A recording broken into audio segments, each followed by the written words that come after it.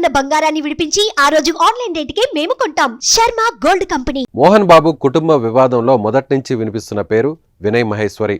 ఇతని కారణంగానే మంచు మనోజ్ వివాదం మరింత పెద్దదైందని మంచు మనోజ్ స్నేహితులు ఆరోపిస్తున్న నేపథ్యంలో అసలు ఈ వినయ్ మహేశ్వరి ఎవరు అనే డౌట్ చాలా మందికి వచ్చింది.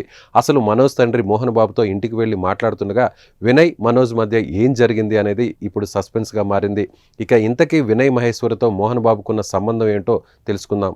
మోహన్ బాబుకు వినయ్ అత్యంత సన్నిహితుడు. దీంతో పాటు మోహన్ బాబు యూనివర్సిటీలో ఎగ్జిక్యూటివ్ డైరెక్టర్గా ఉన్నారు. ఈయన గతంలో 2019 నుంచి 2022 వరకు ఓ మీడియా సంస్థల సీఈఓగా కూడా పనిచేశారు. ఆ తర్వాత కొన్ని రోజులు ఇండియా టీవీ గ్రూప్ ఎగ్జిక్యూటివ్ సీఈఓగా కూడా బాధ్యతలు నిర్వహించారు.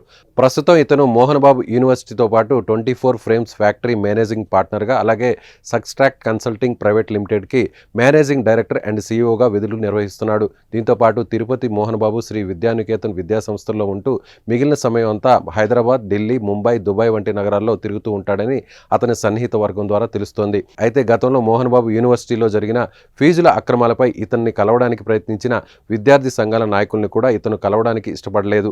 ఇక అప్పుడు స్వయంగా మంచు మనోజ్ ఆందోళన చేస్తున్న విద్యార్థుల తల్లిదండ్రులకు మద్దతుగా పోస్ట్ పెట్టాడు. ఇక అప్పటి నుంచి వివాదం మరింత ముదిరినట్లు కనిపిస్తోంది.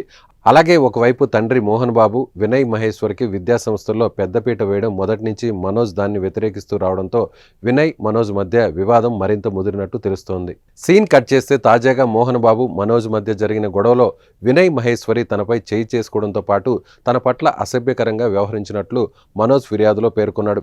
ఇదే క్రమంలో దాడి జరిగిన తర్వాత రోజు మోహన్ బాబు ఇంటికి మనోజ్ వెళ్ళాడు. అయితే అక్కడ ఉన్న సీసీ కెమెరా ఫుటేజ్ను తీసుకునేందుకు ప్రయత్నించాడు.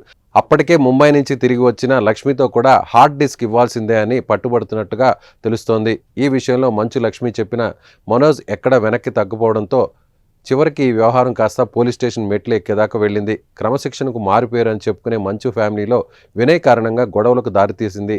ఇక మరి ఈ కుటుంబ గొడవలు రాబోయే రోజుల్లో ఎలాంటి పరిణామాలు చోటు చేసుకుంటాయో చూడాలి.